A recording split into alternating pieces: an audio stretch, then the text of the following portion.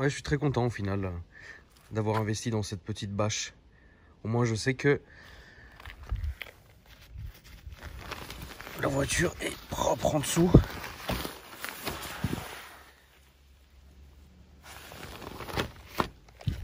Parce que là, c'est la guerre.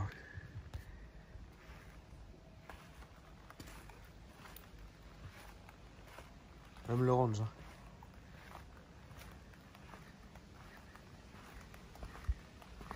Ça se voit un peu moins ici. Mais sur la BM, waouh. Les amis, bonjour. J'espère que vous allez bien en cette nouvelle journée caniculaire, frérot. 36 degrés. Alors, en haut à gauche, si c'est allumé en jaune avec le petit point d'exclamation, c'est que... déclamation.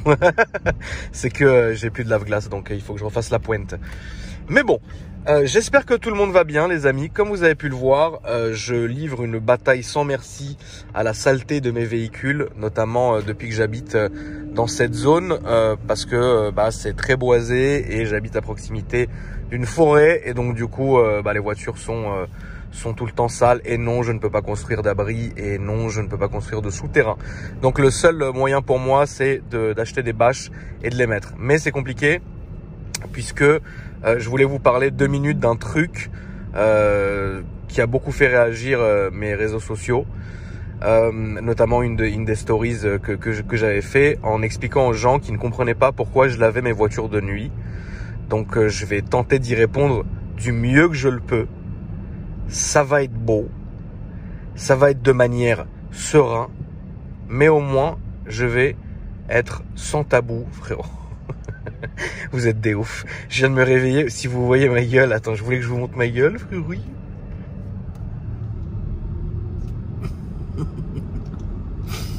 Donc je vais tenter d'y répondre du mieux que je le peux dans cette vidéo.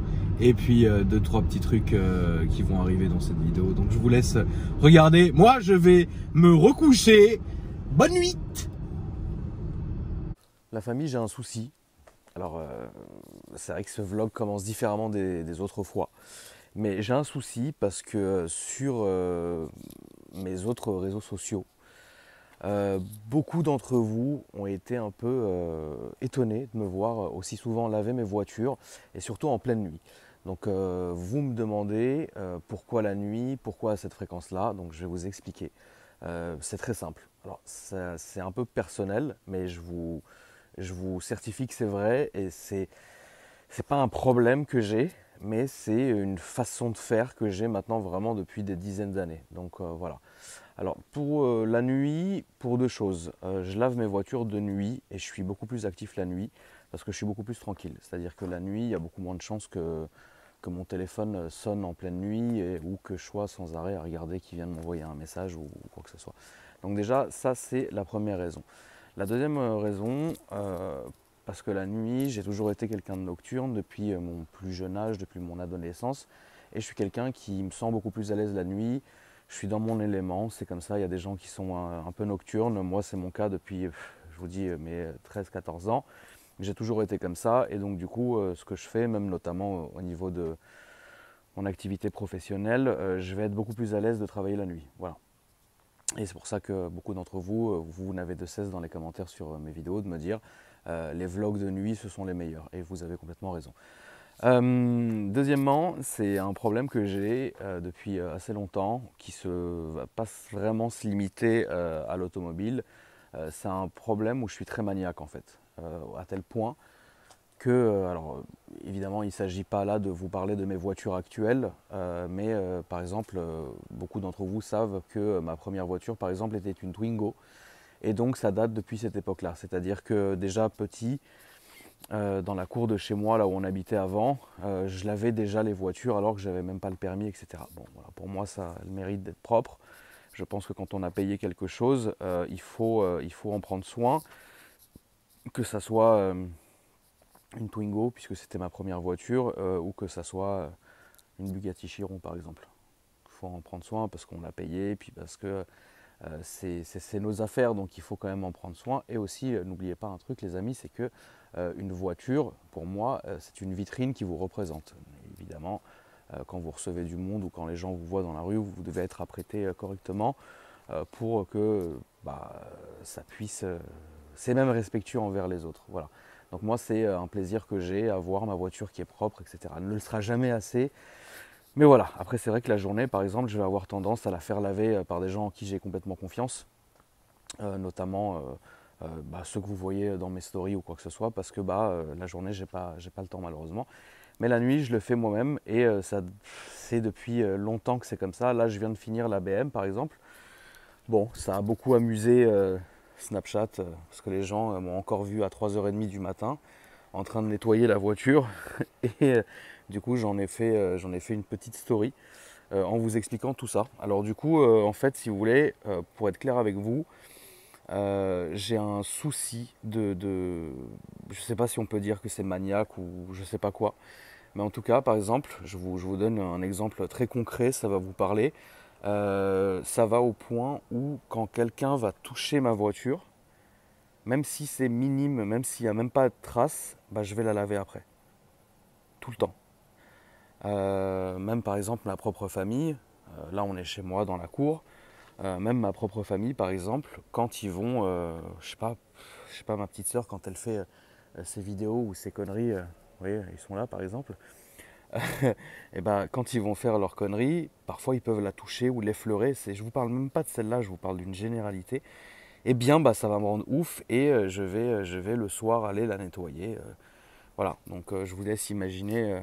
Et c'est vraiment pas votre faute, entre guillemets, parce que quand je la laisse, par exemple, garée devant un resto ou devant un hôtel, beaucoup d'entre vous, vous aimez bien prendre mes voitures en photo et vous prendre à côté. C'est une très bonne chose et c'est très bien. Mais moi, en fait, si vous voulez, après, je vais sans arrêt nettoyer la voiture. Mais je le fais avec plaisir. C'est-à-dire que c'est pas du tout méchant ou contre vous ou ça me saoule. Au contraire, c'est une voiture, c'est faite pour qu'on la touche, pour qu'on la voit, pour qu'on monte dedans, pour qu'on l'aime. Tu vois, c'est comme ça. Voilà. Mais moi, j'ai toujours été comme ça. Et ma Twingo, je la lavais des nuits durant. Pendant le confinement, je lavais mes voitures pendant 5-6 heures. Et c'est réel, hein, c'est réellement 5-6 heures. Mais après, voilà, ça a toujours été comme ça. Il y a par exemple, toutes les fois où je vais dans les hôtels ou que je vais aller, par exemple, au restaurant ou quoi que ce soit, je vais avoir vraiment tendance à arriver avec le double de l'argent prévu, c'est-à-dire généralement c'est 10-12 balles, je vais arriver avec le double, donner au voiturier, lui dire écoute, je suis désolé, laisse-moi moi garer ma voiture. Voilà. C'est pas parce que je fais pas confiance à la personne, c'est simplement parce que je ne veux pas qu'on touche ma voiture. C'est très con, c'est horrible, mais c'est la réalité. Et ça fait depuis très très longtemps. J'ai des exemples comme ça qui me sont déjà arrivés, notamment beaucoup plus jeunes. Pour la petite anecdote, j'avais une de mes amies qui s'appelait Alexandra. C'était une amie, hein, c'était pas une meuf, enfin c'était pas ma meuf quoi. Et Alexandra, elle avait une fâcheuse tendance, c'était d'enlever ses chaussures, frérot, et de mettre ses pieds sur le tableau de bord. Ça me rendait d'une hystérie. Je sais me contenir devant les gens, je suis quelqu'un avec une certaine éducation, donc je ne peux pas arriver et dire ouais, enlève tes pieds ou quoi que ce soit. Mais un jour, j'en ai eu assez et j'ai mis un putain de coup de frein et elle s'est tapé le nez sur ses genoux. Voilà. Sinon, ça peut aller jusqu'à un peu plus loin aussi. Et tout ce que je vous dis, c'est vérifiable parce que vous me suivez maintenant, la majorité d'entre vous, depuis assez longtemps pour voir un peu à quelle fréquence et pourquoi. Et si vous réfléchissez bien, vous arriverez à faire des liens sur certains moments, certains moments et certaines époques qui ont fait qu'une voiture a disparu ou quoi que ce soit. Eh bien, par exemple, pour tout vous dire, il y a des voitures, quand je vais vivre des mauvaises expériences, rien à voir avec la voiture, mais dans ma vie perso, ou au volant de la voiture, un appel ou une situation ou une engueulade ou quoi que ce soit, je me sépare de la voiture. Il y a des voitures, je vous le dis, j'en ai eu un dégoût. C'est horrible. C'est pour ça que cette vidéo s'appelle J'ai un problème. C'est que pour moi, c'est pas normal. C'est vraiment pas normal. C'est pas du chichi. Alors heureusement, Dieu merci frérot, j'ai les moyens et je m'en sors quand même proprement sans grosse perte ou quoi que ce soit. Mais il y a certaines voitures que le lundi j'aimais vraiment beaucoup. Le mardi il s'est passé un truc, le mercredi la voiture a dégagé. Ça m'est déjà arrivé. Quand je me suis séparé de mon ex avec laquelle je suis resté 4 ans, à l'époque, le jour où elle est partie, la voiture immédiatement, elle a été vendue immédiatement et j'ai refait tout mon appart. Enfin, frérot, un malade mental. Mais on a tous des petits trucs comme ça. C'est-à-dire que moi, je ne peux pas kiffer. Je suis une personne, en fait, pour que ça fonctionne, par exemple, je vous dis une connerie. que Dieu ait son âme, quand ma grand-mère est décédée, ma mère m'a appelé, j'étais au volant de ma R32. Ma Golf 5 R32, c'était une voiture que j'aimais vraiment beaucoup. Je l'ai gardée 2 ans et demi, j'aurais pu la garder encore très longtemps. J'avais fait toute une sellerie à l'intérieur, de l'alcantara, du cuir rouge magnifique. J'avais refait un voile de vernis perlé sur la voiture. Elle était noire, magnifique, les jantes de l'Audi W12 du transporteur. Frère, la voiture, une salade, frère. Et quand ma mère m'a appelé pour m'annoncer la mort de ma grand-mère, on est parti ensuite dans notre pays d'origine pour l'enterrement et compagnie. Et quand je suis rentré, je n'arrivais plus à voir la voiture et je l'ai vendue directement. Donc pour vous dire, on est dans ce genre de délire-là. Et pour moi, c'est très bizarre ce que je vais vous dire aussi, mais il y a des voitures que j'ai enfin, ça m'est déjà arrivé de chaque sortie, tu reviens et tu laves ta voiture. Notamment, là, l'exemple qui me vient, qui est frappant, et Alex peut le confirmer, c'est par exemple d'ailleurs, j'aimerais juste revenir sur un petit truc en ce qui concerne Alex. Beaucoup de gens pensent que lui et moi, on ne se parle plus et on est en embrouille. Alors déjà, d'une part, c'est complètement faux. Je vais vous expliquer pourquoi. Parce que Alex, c'est quelqu'un que je connais maintenant depuis 2 ans et demi. C'est quelqu'un que je considère et que je considérerai très longtemps comme mon grand frère. Et je suis heureux de la situation dans laquelle il est aujourd'hui. C'est-à-dire qu'on peut dire aujourd'hui qu'il vit en fait son rêve. Alex n'a jamais été quelqu'un, et vous le savez, qui était accro à Paris et qui voulait vivre toute sa vie à Paris. Le rêve et le but de Alex, c'est quelqu'un qui fasse ses vidéos, fasse ce qu'il a envie. Il a une façon de voir les choses où il veut tout sauf vivre dans Paris, dans une ville enfermée, etc. Il ne faut pas oublier que c'est quelqu'un qui vient d'un village en Suisse où ça ne connaît pas les immeubles et les pollutions et les conneries. Et toujours, et même dans nos nombreux vlogs, il me disait, moi mon rêve c'est d'aller vivre à la campagne, c'est d'être libre, etc. Et ça c'est quelque chose, vous pouvez, enfin, je ne peux pas être égoïste au point où dire à Alex, reste avec moi, reste avec moi, reste avec moi, et rate ta vie en fait, ça n'existe pas.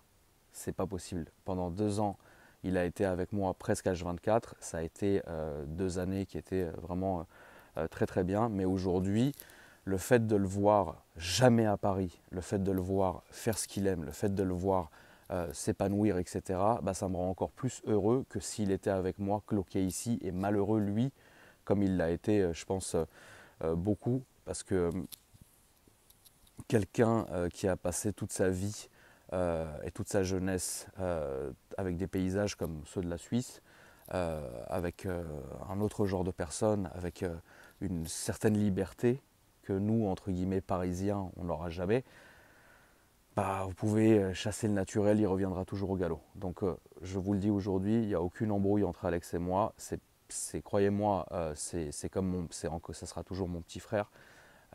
C'est entre guillemets, il a fait ses armes chez moi, et vous l'avez, grâce à toutes mes vidéos, vous l'avez suivi, etc. Et aujourd'hui, il y a une évolution qui fait que je suis heureux pour lui. On s'est plusieurs fois au téléphone, évidemment, mais pour moi, je suis beaucoup plus heureux pour lui de le voir aujourd'hui épanoui que cloqué ici dans un appartement et de ne pas le voir heureux. Je ne peux pas être plus clair. Sujet clos.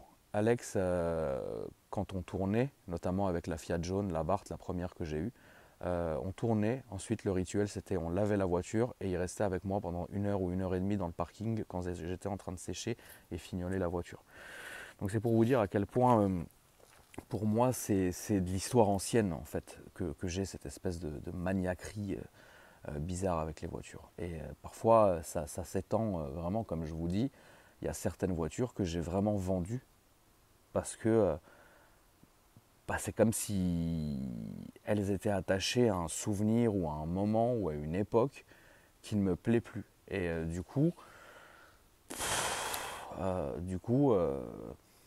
c'est souvent d'ailleurs même plus pour ça que je vais me séparer de certaines de mes voitures. Euh, Parce qu'il s'est passé quelque chose ou il va se passer quelque chose qui fait que je me dis putain, en fait, j'ai plus le Dooms pour la voiture, quoi. Vous voyez. Et ça peut aller jusqu'à très loin, hein. C'est-à-dire que là, honnêtement, je vous le dis honnêtement, la M4, je l'ai lavée, je pense en une semaine, j'ai dû la laver 5 fois. et intérieur, extérieur, et c'est épuisant, et c'est crevant, et ce que vous voulez, mais il y a une satisfaction qui fait que quand j'ai terminé, je me dis, purée, voilà, ça m'a permis de réfléchir. En fait, je pense que vous avez sûrement d'entre vous, vous avez certaines choses que vous faites qui vous font penser à rien et à tout, justement. Ça peut être tout et n'importe quoi, hein. Je ne sais pas ce que vous faites, les amis. Moi, j'ai cette possibilité, grâce à Dieu, d'avoir une cour dans laquelle je peux laver mes voitures. Et toute la nuit, j'ai mes écouteurs et je vais écouter des conneries ou je vais écouter n'importe quoi ou des vidéos ou de la musique ou quoi que ce soit. Et je vais nettoyer la voiture et je vais réfléchir, etc. Et après il y a certaines. Oui, je caresse tartine, frérot. Il y a certaines voitures, et j'ai développé cette espèce de connerie là il n'y a pas longtemps, par exemple avec celle qui est en dessous de la bâche. En fait, j'ai pas de bâche parce que j'ai peur qu'il se. En fait, j'ai mis la bâche parce que dans ma tête. Eh frère, dis-toi que j'ai peur de sortir la voiture. En vrai, vous me connaissez, frérot. C'est pas une M2 sous une bâche qui va me faire peur à moi. On s'en fout. Mais je veux pas sortir cette voiture. J'ai développé une espèce de syndrome, frère. Parce que je me dis, bah elle est neuve, c'est à moi. Je veux pas qu'on la touche, je veux pas que. C'est horrible. Et la voiture, elle est là, quoi. Elle est là. C'est. Enfin bref.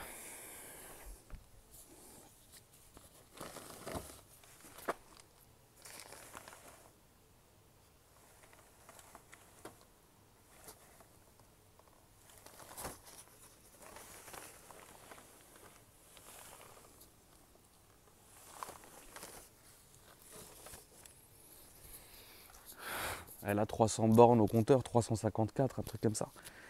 Et parfois ça va très loin. Genre ça va très loin. Parfois je m'empêche de sortir parce qu'une de mes voitures est propre. Vous vous rendez compte de ce délire-là? Et ça me faisait ça avec la GTR. Ça m'a beaucoup fait ça avec la GTR. Je la nettoyais, je l'aimais beaucoup cette voiture. J'avais peur de la sortir. Quand je finissais de la nettoyer, je me suis dit, oh non, je ne veux pas la sortir. Mais je l'aimais tellement que c'était horrible. Et, et au final, c'est ridicule ce que je vais vous dire, mais cette voiture, elle m'a rappelé l'époque du confinement et elle a dégagé.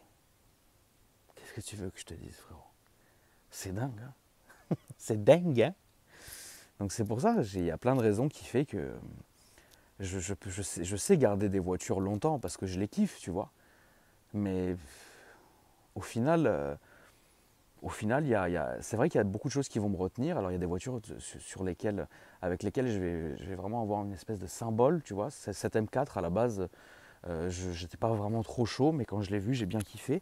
Et aujourd'hui, je commence vraiment à m'y attacher parce que c'est bizarre ce que je vais vous dire, mais depuis que je l'ai, je ne suis pas du tout superstitieux, je n'en ai pas le droit, mais depuis que je l'ai, j'ai vécu que des trucs cool avec. Donc du coup, je suis bien, tout va bien.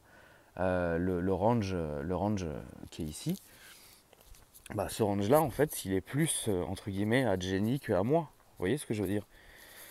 Et du coup, bah, je le garde propre aussi. Bon, là, il est sale, mais je le garde propre aussi. Voilà, parce que je trouve que c'est plus joli quand c'est propre. Et puis, bah, par exemple, ça, là, ça, c'est pas possible. Genre, ça, sur ma caisse, je deviendrais malade, quoi.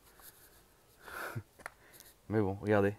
Tu vois, genre, tout ça, là, c'est waouh. Ça, je peux pas. Mais honnêtement, je suis fou, mais je suis pas suicidaire. Parce que laver ce machin-là, ah, frérot, il y a 2 heures de boulot là-dessus. En plus, je suis petit, hein, moi, le jockey, c'est pas j'appelle GMK, il prend un avion, une échelle, frérot, il met sa main sur le toit comme as, lui. Moi, je suis obligé de monter sur les pneus, c'est un sketch. Un jour, si vous voulez, je vous filme. C'est un sketch, frère, quand je lave le range. Mon caleçon, il tombe, frérot, regarde. Mon caleçon, il tombe, on voit mon huc. Ah non, c'est relou, frère. Alors que voilà, BM, c'est simple, la voiture la plus simple à nettoyer, c'était la Bugatti Veyron. Oh là là là là, quel kiff, frérot. La Bugatti Veyron, franchement, en 15 minutes, tu faisais l'extérieur. Pas, aérodynamisme, ça glissait partout. L'eau, elle s'évacuait. Parfait. La voiture la plus insupportable à laver, insupportable, frérot. Vraiment, c'est. Alors, le range, c'est chiant parce que c'est long. En fait, c'est grand, c'est haut, c'est long. Mais la voiture la plus insupportable, c'est le Classe G. Frérot, il y a des arrêts toutes les 1 seconde. Tac, tac, tac, tac, tac, tac. Allô, frère, tu me fais quoi? Horrible. Tartine aussi, frérot.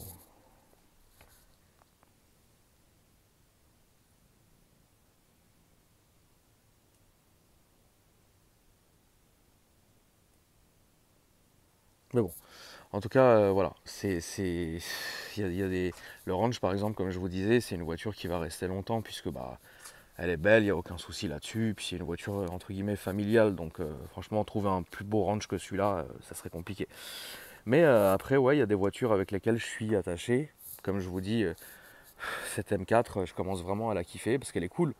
Maintenant, c'est pas demain GMK, il m'appelle, je suis au volant, il me dit ah frérot, j'ai perdu une dent, ouais, je vais la dégager. Je rigole, mais vous avez compris le délire. Enfin bref, je sais pas, je sais pas quoi vous dire. Mais en tout cas, ouais, c'est vrai que c'est dommage quand tu vois ce délire là, c'est. La voiture est toute propre quoi. La voiture est toute propre et j'ai pas envie de la sortir parce que j'ai pas envie de l'abîmer. Tu vois.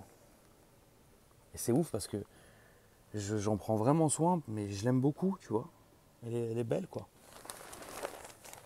Voilà la famille, qu'est-ce que vous voulez que je vous dise? Bon, il est temps d'aller bosser. On va aller s'amuser un peu frérot. J'espère que ça va vous plaire évidemment. Donc comme vous avez pu le voir chers amis, j'ai des petits soucis psychologiques, mais c'est beau. Bon, on va plaquer maintenant le Range qui aura son immatriculation définitive. Et vous allez le voir, ça risque d'être assez beau.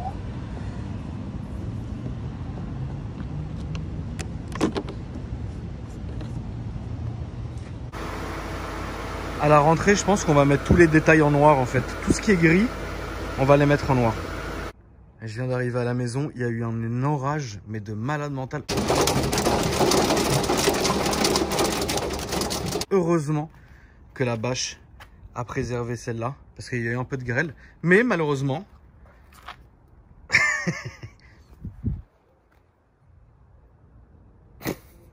celle-là a pris la pluie, frérot. Mais c'est beau, c'est beau. Qu'est-ce que tu veux que je te lise? Qu'est-ce que je peux lire? Je vais pas te mentir. Bonne soirée à vous la famille, à demain.